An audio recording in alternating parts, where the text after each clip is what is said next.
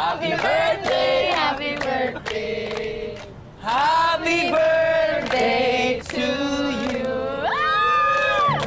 Happy birthday, mahal! O yan, make a wish, make a Okay, wish. make a wish. Okay, okay, okay. Eh! Happy birthday.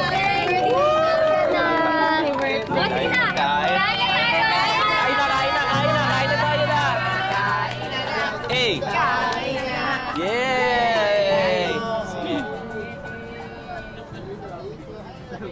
Gina, Barbara, halika kain kayo. Salo-salo tayo. Tessie, happy birthday. Ito pa yung regalo namin sa'yo. Happy birthday. Salamat. Gusto na rin sana naming humingi ng tawad sa inyo. Lalo na sa'yo, Tessie. Sa lahat ng mga nagawa namin, nakuha niyo pa rin kaming salipin. Salamat, ha. Salamat, ha. Ano ba kayo? Huwag yun naisipin yung kalimutan na natin yun. Ginawa ko lang naman din yung sa tingin kong tama eh. Alam mo, Tess, napakaswerte namin na ikaw ay naging kapitbahay namin. Alam nyo kayo, napagtanto ko na tayo lang din naman ang gumagawa ng malas at swerte sa buhay natin. Kaya tama na yung away-away, ha? Dapat magtutulungan lang tayo. Okay? Tama. Tama? Tama! Kaya dahil dyan, kumain na tayo. Sino pa walang kutsara at tinidor? Kayo, Ano ba dito kayo, kain na kayo. Sige lang, mauna na kayo. Huwa kayo. Ito, pansin mo. Anak, ikaw. Good job, Suy. Sa hirap ng buhay, marami sa atin ang katulad ni Tessie, Gina at Barbara na kumakapit sa paniniwala sa mga pampaswerte tulad ng bagwa. Pero sa huli, pagsusumikap at pakikisama pa rin sa kapwa ang totoong nagdala ng swerte sa kanila. Mga kapuso, ngayong Sabado, may espesyal na karakter kaming isinama sa ating kwento. Siya po ang ating Mystery Wisher. Ang kwento ng kanyang buhay ay may hawig o pagkakatulad sa napanood niyong kwento. Nahulaan niyo na ba kung sino ang ating Mystery Wisher? Napanood niyo na siya kanina. Sino kaya siya? Tama kaya ang hula niyo, mga kapuso? Masipag at mapagmahal sa pamilya. Ganyan si Glenn ang ating Mystery Wisher ngayong hapon.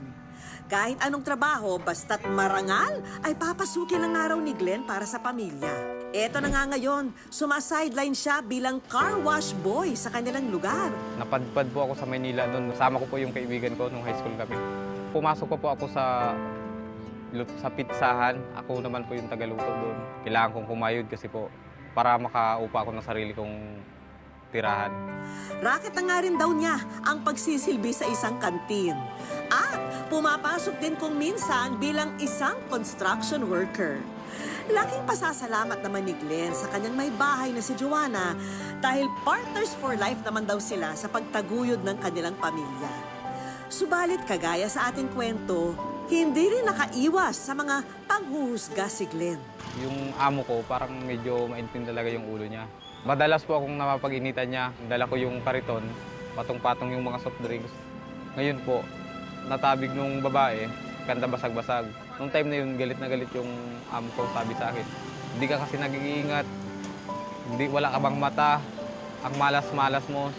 Subalit, hindi nakaligtas sa masamang pagtrato si Glenn sa nilipatan niyang trabaho. Nung baguhan pa lang po ako sa construction, siyempre po, hindi pa gaanong sanay sa mga ganung trabaho. Tsaka labor pa lang po ako noon.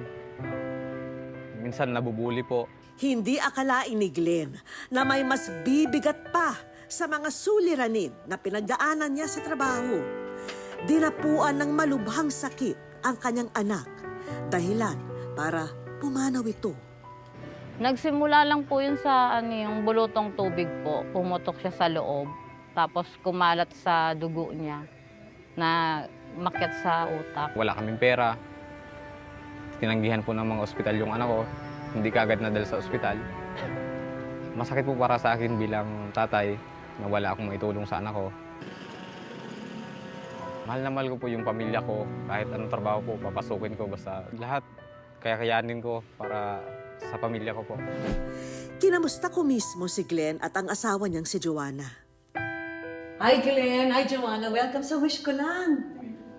Ano ba yung pinakamasakit na nangyari sa'yo? Yung party po na nawalan kami ng anak. Paano kayo nakarecover doon? Tulong po ng mga magulang ko, mga kapatid ko. Mga payo nila sa amin. Tapos, nung namatay din po yung anak ko, nasundan naman po na nagbuntis po siya ulit. Kahit paano po na ibsan yung ano. Anong natutunan niyo sa lahat ng ito? Mga laging magpursige para sa sarili, sa pamilya, para makaipon. Joanna, sige nga. Anong message mo dito sa asawa mo? Kung siya magtatrabaho, mag-ingat po siya lagi. Patuloy niya lang po yung pagiging mabuting asawa at saka ama niya po sa mga anak ko. Glenn, Joanna, may mga hinandang sorpresa ang Wish Ko Lang para sa inyo. Para may dagdag na mapagkakakitaan sila, hatid namin kay Glenn ang mga panimulang negosyo na ito. Makatutulong sa pagbuo nila ng tahanan ang sari-saring home and kitchen appliances na ito. Para kay Glenn, ang brand new smartphone na ito para makatulong sa komunikasyon nila ng kanyang pamilya kapag nadedestino siya sa malalayong lugar. Cellphone para sa inyo mula sa Wish Ko Lang. At hindi mawawala, tulong pinansyal mula sa aming programa. At eto, meron tayong Wish Ko Lang savings para sa inyong pamilya. Thank you po, ma'am. Thank you po talaga, ma'am. Saan nyo gagamitin yan? Sa ano, ma'am, magsisimula kami ng puhunan namin pandagdag gastusin.